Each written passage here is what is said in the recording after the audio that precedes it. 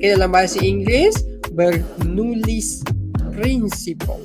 Under the Bernoulli's Principle, konsepnya adalah berkenaan dengan hubungannya. Okay, hubungannya antara laju udara. The velocity of the fluid, we want to see the relationship between the velocity of the fluid and the pressure produced by the fluid. Okay, tekanan yang dihasilkan, di mana hubungannya adalah berkadar songsa.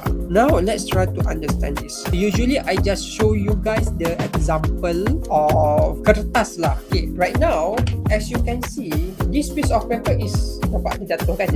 Awak letakkan mulut awak kat atas ni, lepas awak tiup kat arah kertas tu. When you blow on the top of paper, jadi. Okay, you see, like the paper is going upward.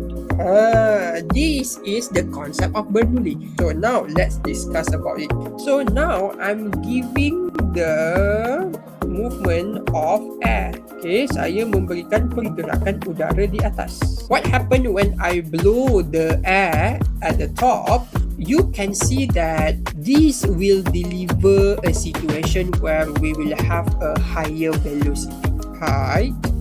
Bernoulli said, if let's say we have a higher velocity, then it is inversely proportional, so the pressure will be lower. Tekanan udara di situ akan menjadi lebih rendah. But when I blow at the top of the paper, I am eliminating the gas particle from this area to another area. So when this thing happen, I will create vacuum spaces.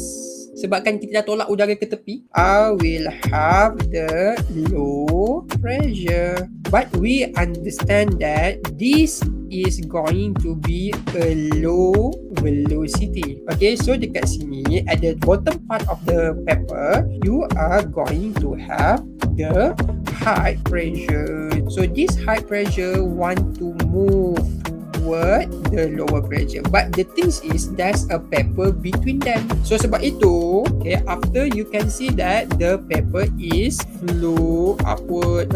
Tiba-tiba kertas tu dia terbang ke atas. The paper is actually pushed by the higher pressure. Okay, kertas ini sebenarnya ditolak oleh tekanan yang tinggi. Penat, semput rasa. Alright, kertas ni keras sangat. Awak ambil lah kertas yang lebih lembut sikit.